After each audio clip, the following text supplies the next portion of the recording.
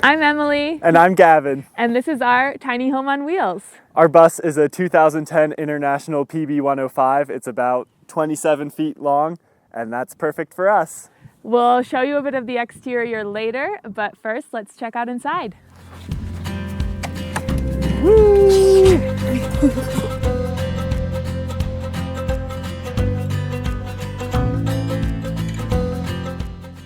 Welcome to our entryway. We insulated the original bus steps with some foam board insulation before covering it up with this peel and stick tile that's super easy to clean and maintain. And we added this welcome mat material to our steps so we can wipe our feet before going in. We built out the original dashboard of the bus just with some plywood to make a nice little drop zone area when we enter the bus and for our backpacks to hang on. It looks a lot better than the original bus dashboard did, and it helps with sound deadening a lot when the bus is running. On this side of our entryway, we have our light switches and kind of like electrical command center. This is where our fuse box is for all of our electronics, so we can access that super easily, and then also turn on our backup camera, our gray water tank heater, and the lights to the bus.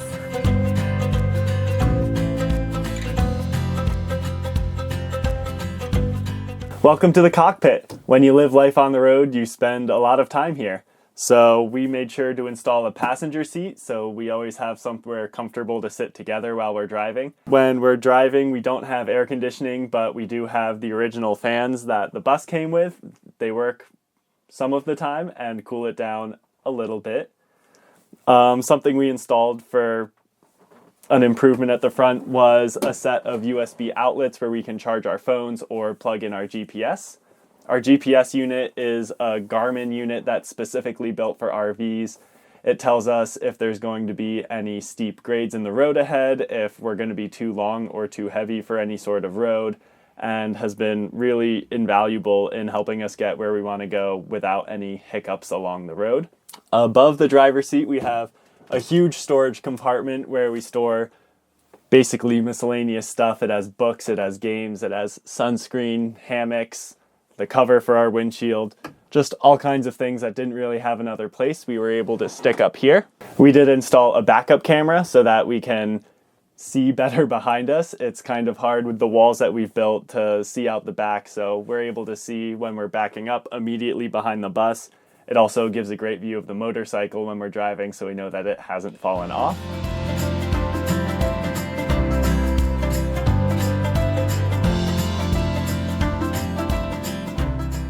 As you enter our bus, we have this big countertop that kind of acts as a drop zone for all our stuff. We have this large basket that we fill with all of our shoes. Directly across from that is our bathroom. The main feature of our bathroom is our Nature's Head toilet. It is a fully contained composting toilet, which means we don't need a black water tank. It is fully removable, so all we need to do is unplug it from its vent hose, and then we can take the toilet out of the shower and use the shower. We installed this marine hatch so we can just tuck away the toilet vent hose and cord, and then this cover pops on and makes it fully waterproof for when we shower. This is our shower. It is fully tiled. We did it all ourselves. We have this removable shower head that allows us some flexibility. Our shower pan is 32 by 32 inches, so it is small, but it's roomy enough. We have a ledge built into our windowsill where we store all of our soaps. We have privacy film on the window so no one can watch us shower. And our window does still open, so if we want, we can pass the shower head outside and take an outdoor shower.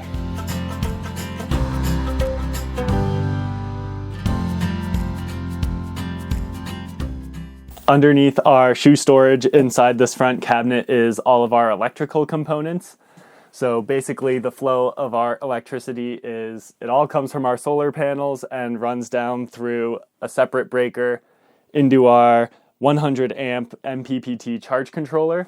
So through the charge controller, it goes into a distributor box, and from there it goes through a master fuse, and there's a master switch to turn everything off. And that charges our 600 amp hours of batteries.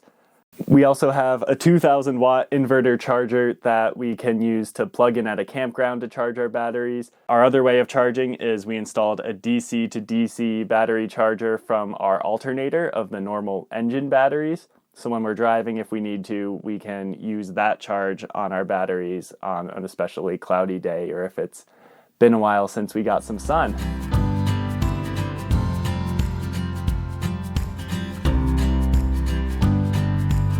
This is my favorite part of our house. I love our kitchen.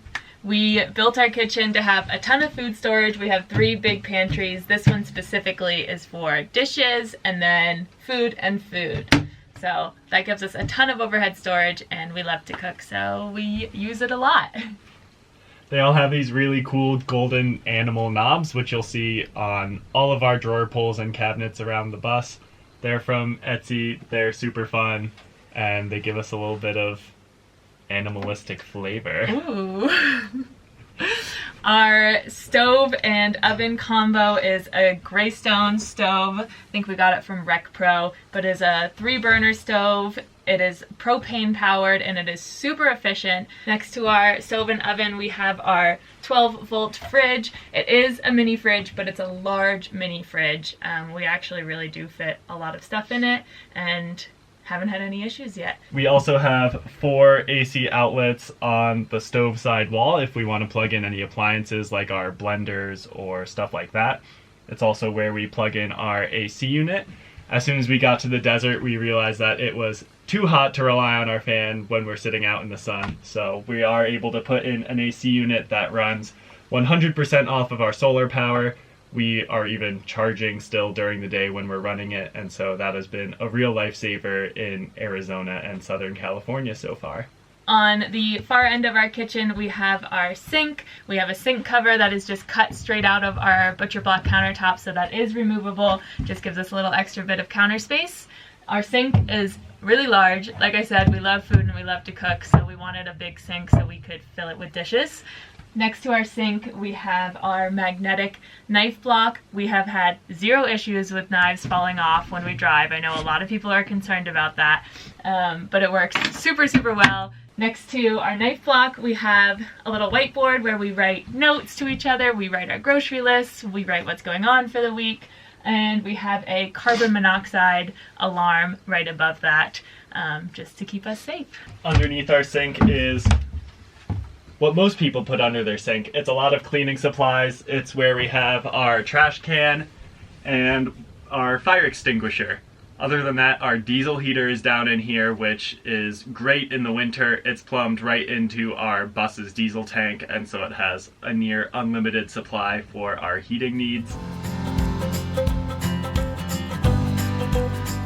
This is our dinette area. The majority of the time we have it in this 2-person table mode. This is where we eat and work. So we set up our workstation here, and we both still work full-time jobs. So this is where we spend a majority of our time during the week. The dinette also converts into a 4-person booth. So each of the seats pull out, and then we have a separate table that goes right here.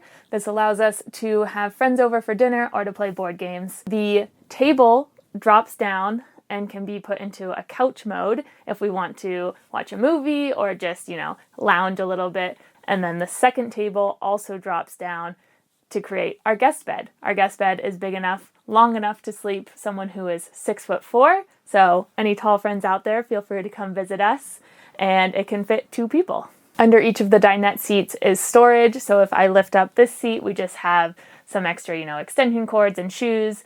And under that seat, we store our routers for our internet. We have 2 internet providers. We use Nomad Internet, which relies on cell service. And then we also use Starlink, which is a satellite internet that we need clear, open skies for. So if we're out of cell phone service, but we have clear skies, we can use Starlink.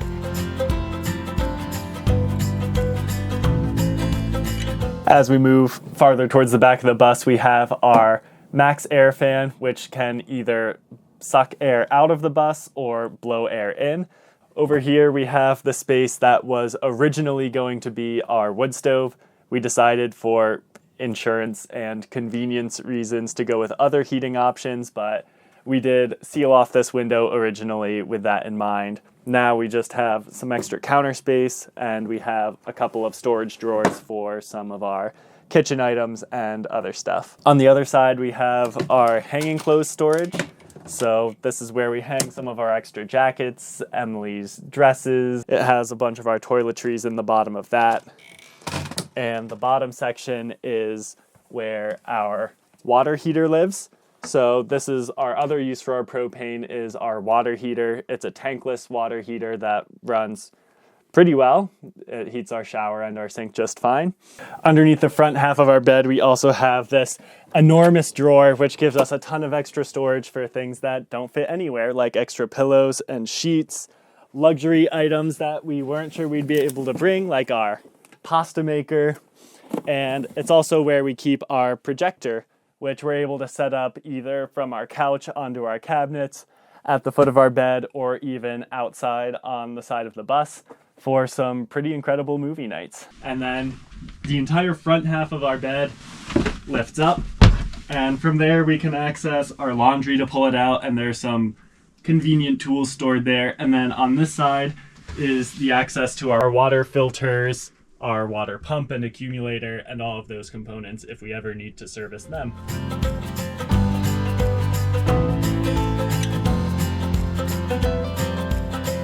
Welcome to our bedroom. We have a queen-size mattress. It is a 6-inch memory foam mattress. Underneath our mattress, we have a material called Dendri. We'll link everything down below that we talk about, but it is a material made specifically for RVs to help airflow underneath your mattress to prevent mold. Underneath that, we have our plywood bed frame that we drilled holes into, again, to help with airflow. Moisture in a bus can be an issue, and you really don't want your mattress getting moldy. So those are the steps we took to prevent that. At the foot of our bed, we have our clothing storage. I have my side, Gavin has his side, and it is just enough for everything we need. At the end of the bed, we have 2 cabinets. This one lifts up and is our laundry bag. So everything just drops down in there and is under the bed, and we can pull that out when we're ready to do laundry. And then at the other side of the bed, we have another cabinet that is just extra storage. We have like winter hats and things in there. We built this nice shelf above the bed for decor. We haven't really decorated yet because our goal is to buy things as we travel. So it's a little sparse right now, but it's gonna look cute one day. Our back door is still fully functional, so whenever our motorcycle isn't on the hitch, we can open it up and enjoy the view.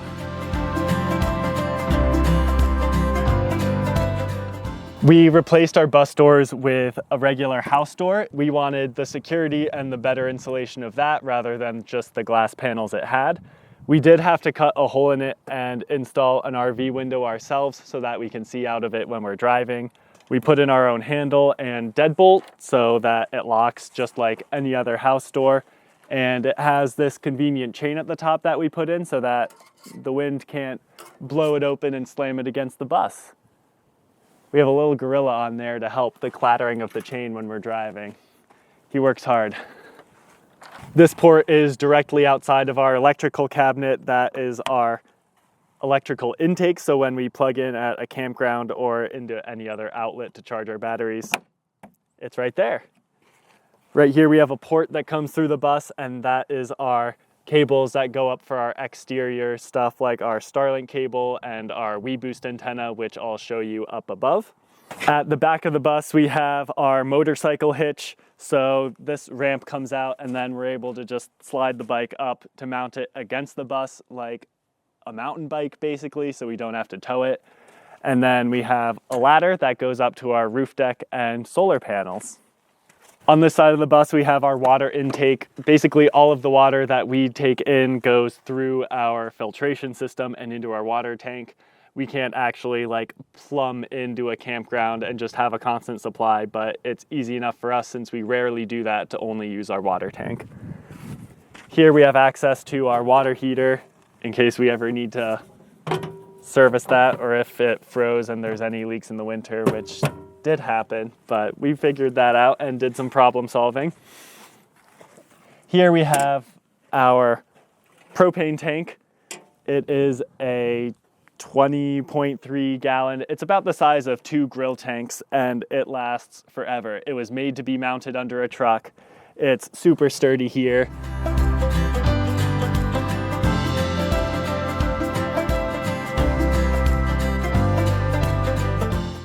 And finally on the side are also the main fuse panel for the bus, which is where we had to connect our DC to DC charger, and the bus batteries themselves are below that.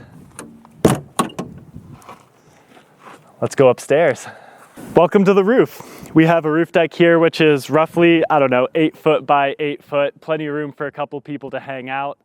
We have our WeBoost antenna, which boosts our cell phone signal, which helps with our Nomad internet. And we have our Starlink satellite, which is where we get our internet off the grid. Here we have 1,200 watts of solar panels. We have 6 200-watt panels, and they actually are able to tilt up if we ever wanted some extra energy. But normally they run so well, especially in the desert, that we really don't need that.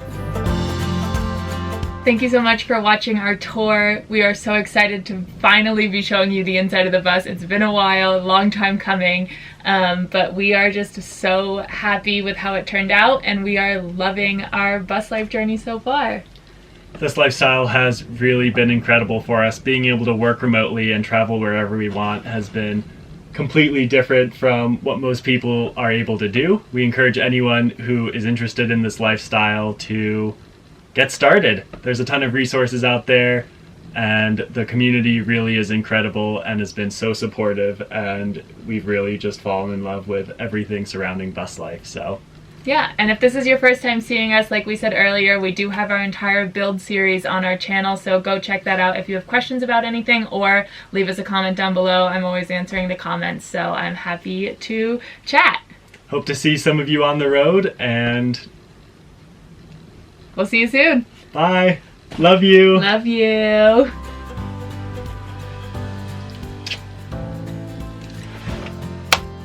Yeah. Welcome to our bus. Welcome to our bus. Welcome to our bus. Welcome to our bus. Welcome to our bus.